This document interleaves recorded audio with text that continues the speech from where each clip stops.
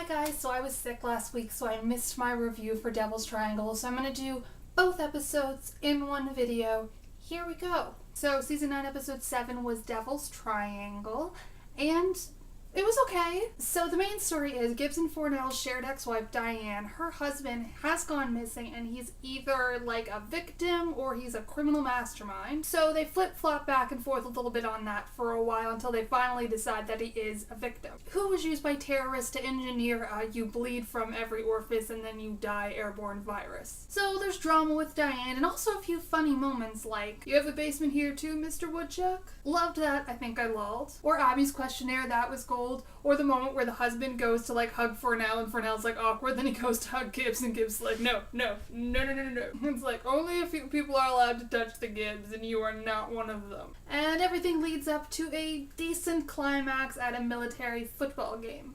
Also, as a bonus for this episode, Tony and Ziva seem to be paired up, and they had a few cute moments. Not really shippy moments, but, you know, good nonetheless. I'm gonna give this episode a 3.5 out of a possible 5 calf pound. I don't know, so this episode, I have my notes when I watch this episode, and, you know, what I wrote down was that, you know, I wonder if I'm just less interested in NCIS, or if season 9's just not really as good. I mean, okay, season 8 wasn't that great either. But, I mean, honestly, the recent seasons aren't as good as the old seasons. I'm sorry if you disagree, but it's true. Season 9, I think, has had the occasional, like, good moments, but I think, like, the last few episodes in this one have just been kind of meh. I mean, it's good. It's okay, but it's not can't eat, can't sleep, reach for the stars, over the fence, World Series kind of stuff. You know what I mean? It wasn't a bad episode, but I kind of expected more from it. I mean, you have Gibbs and Fornell, which is usually awesome. You have Diane there to kind of, you know, add a little extra element to the episode. It should have been an amazing episode. Kind of wasn't.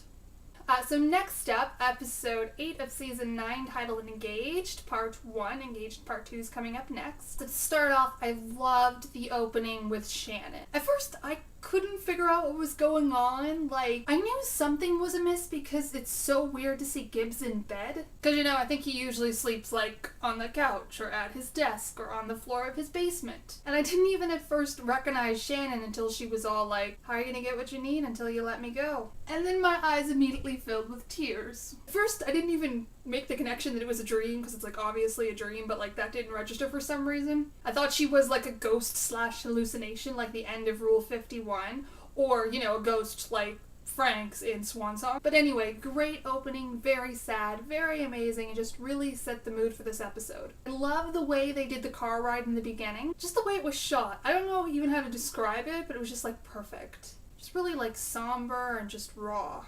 The scene with Shannon kind of set the mood. I felt that this scene kind of helped, like, carry the mood into the rest of the episode, into the main storyline. There's definitely a few funny moments, like McGee mistaking, you know, the man upstairs for Vance.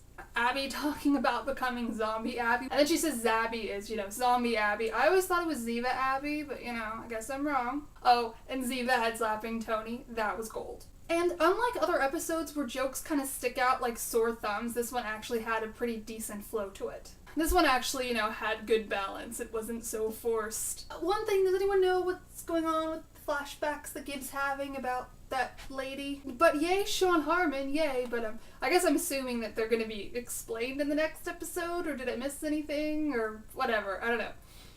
We'll see, I guess. Parts of this episode definitely seem to drag and, you know, go on a little bit slowly. I just have to kind of keep in mind that it's a two-parter and that a lot of this is building up to the next episode. Like, this episode has its own thing going on, but a lot of it is just gonna set up that next episode. So I'm gonna give this episode a 4 out of 5 possible calf pows. And I thought it was really good, and I am excited for next week. I don't want to set myself up for disappointment, but I think it's gonna be good. So yeah. See you guys later.